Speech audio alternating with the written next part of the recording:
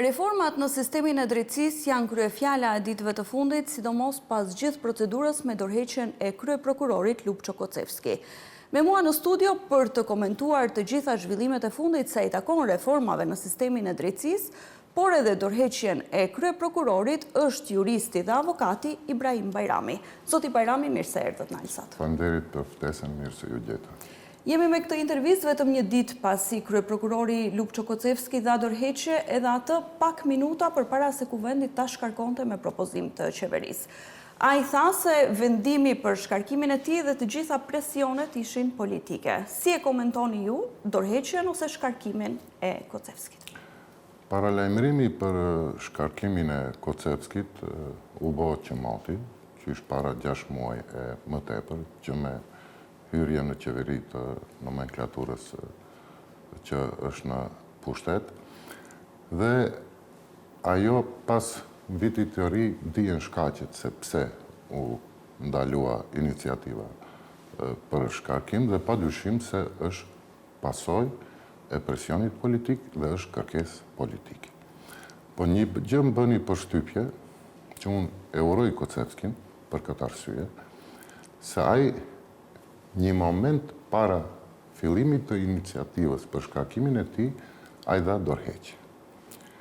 Këtë duhet kuptuar si një dëshirë e vullnetit të mirë për të shmang debati mes dy raporteve të kundërta për një çështje të njëjtë. Ajo është puna e prokurorisë republikane. Arsyet për shkarkim dhe arsyet e raportit të prokurorit publik republikan për punën derisa ai është prokuror. Këtë shmangje të konfrontimit publik e kuptoj si lënje hapësirë pa u zvarit procedura, pushteti i ri të bëj propozimin dhe pa u vonuar të emërohet prokurori i ri i shtetit tonë. A vlerësoni se është gjë e mirë fakti që nuk u dha mundësia ose hapësira e debatit në kuvend, që edhe Kocevski të thoshte argumentet kundër se pse duhet të vazhdoj mandatin ose të mbroj punën e tij të deritanishme? Çka do që të kishte thënë Kocevski në raportin e tij do ballafaqohej me votimin në kuvend, më shumë se 61 deputet, dhe ai raport atij do binte nuj. Ai përsëri do shkarkohej. Vetëm do ishte një debat, një goditje e panevojshme, epilogu do dihej se cili është. Votim për shkarkimin e këtij. Ai e kursej dhe veten, prokurorët, e kursej dhe pushtetin, për dhënë kohë, për mos humbur kohë për të zgjedhur prokurorin e ri. Kocevski një ditë më parë deri diku u justifikua se lufta kundër korrupsionit është penguar nga presionet e vazhdueshme politike që janë bërë prokurorisë. A mendoni që prokuroria duhet merret me presionet politike ose gjithsesi ta vazhdojë luftën kundër korrupsionit? Pengesat për funksionimin e prokurorisë janë të natyrave tjera. Çdo kush ka presion. Gazetarët kanë presion. Politikanët kanë presion për punën e tyre. Avokatët kanë presion për punën e tyre. Edhe prokuroria ka presion në lidhje me punën e vet, për ato që e kanë zgjedhur atë zanat. Ato nuk duhet lejojnë që të binë pre e presioneve. Që vendimet e hetimore, e udhëheqjes së proceseve gjyqësore të bëhen në presionin e opinionit publik. Puna e atyne duhet të jetë konform provave dhe rregulloreve që përcakton ligji. Përse janë të pasakta ato.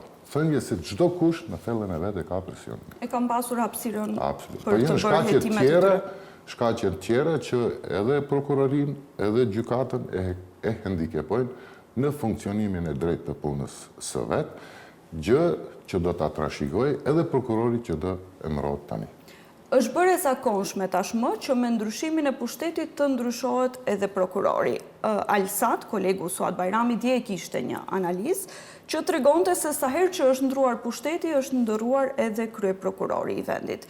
Shumë pak kryeprokuror kishin arritur ose kanë arritur që të nxjerrin deri në fund mandatin e tyre 6 vjeçar. Përse duhet që të ndryshoj kryeprokurori i shtetit me ndryshimin e pushtetit ekzekutiv, kur janë dy pushtete që nuk duhet të ndikohen nga njëri tjetri?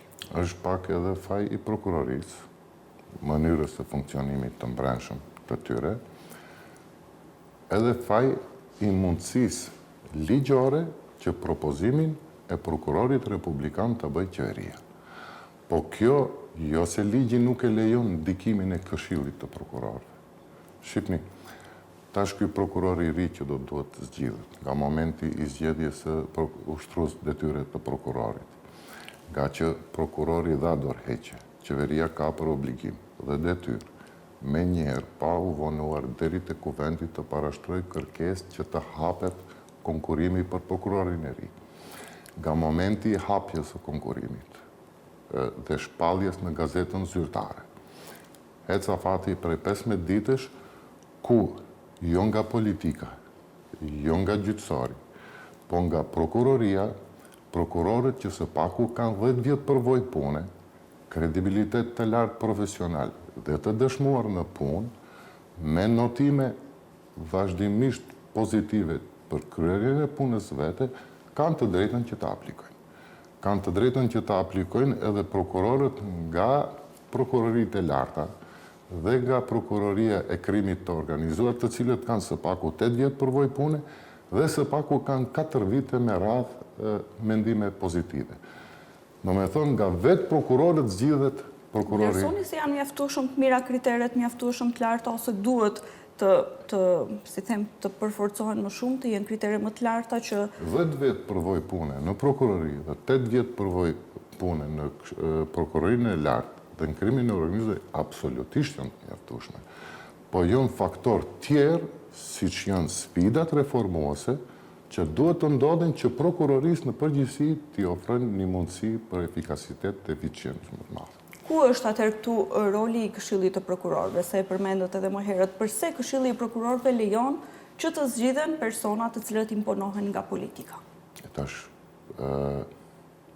me qoftë se Këshilli i Prokurorëve nuk pajtohet me personin që përgjigjët qeveria, se e lishova këtë hapësirë për ta sqaruar, momenti kur përfundon afati për 15 ditësh, qeveria i drejtohet Këshillit të Prokurorëve për të dhënë mendim për çdo kandidat veç e veç.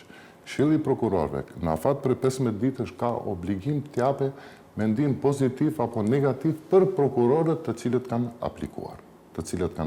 Do me thonë, e ka atë pushtetin e vetë që t'jape atë mendimin e vetë në lidhje me prokurorët që kanë aplikuar, edhe pse i plotësojnë kushtet formale të stazhit të punës. Në qoftë se Këshilli i lartë, Këshilli i Prokurorëve nuk pronocohet brenda 15 ditëve, për shkaqe të arsyeshme, siç e parashef ligji për prokurorinë, ky afat zgjatet edhe për 15 ditë tjera. Në qoftë se në 15 ditën e dytë përsëri nuk prononcohet, atëherë mendohet se Këshilli i Prokurorëve është prononcuar pozitivisht për të gjithë. Mirë po, edhe pse ekziston kjo mundësi ligjore, propozimi i qeverisë deri në kuvend me emrin e përcaktuar vetë, po se pati aminin ose mendimin pozitiv të Këshillit të Prokurorëve, ai nuk mund të zgjidhet. Dhe gjithë kjo procedurë konkurimit përsëritet. Është vetë Këshilli i Prokurorëve që duhet t'i dalë zot vetvetes dhe t'i jape mendim pozitiv dhe kandidatit që është me imazhin dhe kriterin më apolitik. E bën këtë zakonisht?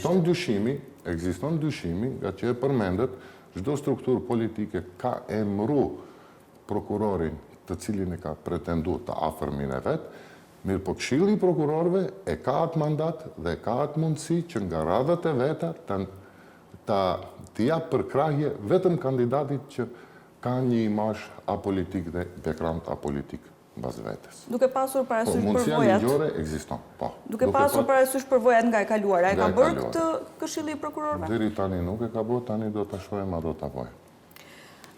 Nuk e von asnjëherë.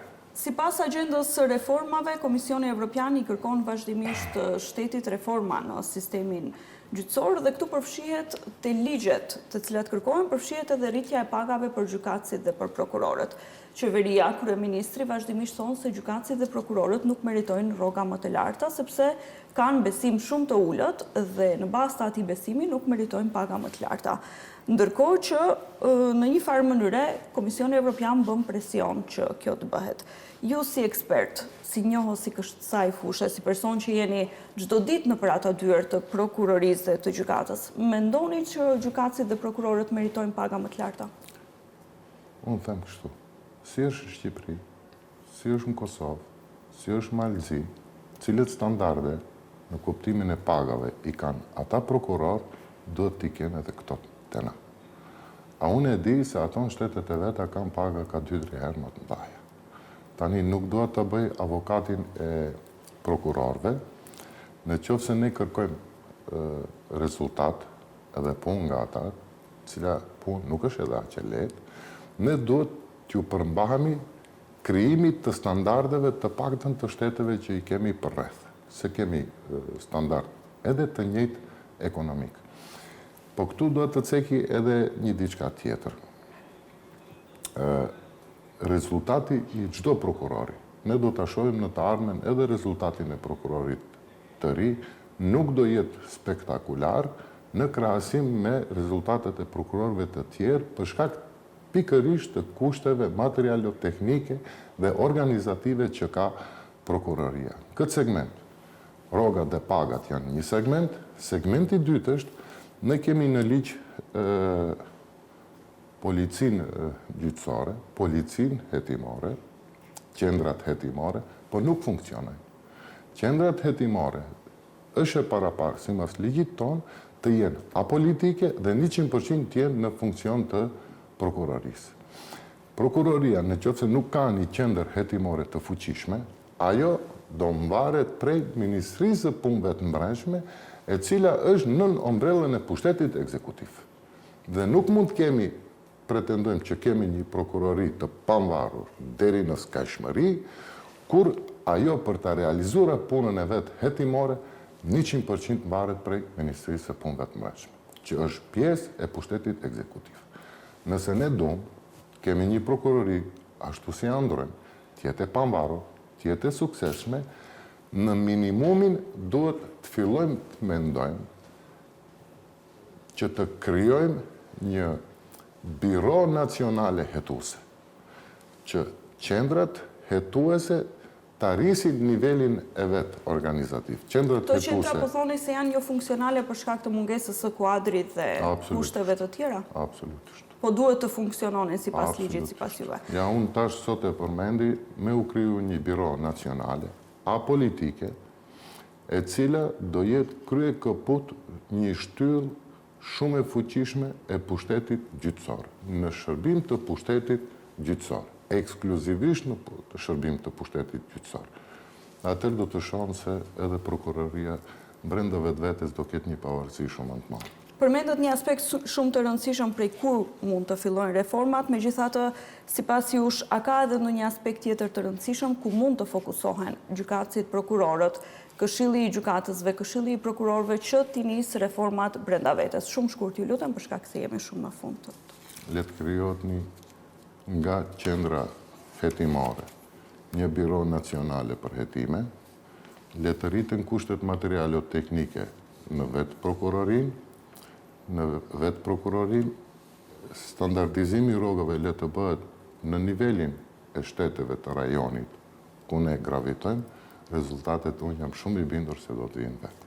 Pa dashur bëj avokatin e prokurorisë. Ju faleminderit shumë për këtë intervistë. Faleminderit për ftesën. Rikthehemi me informacione të tjera.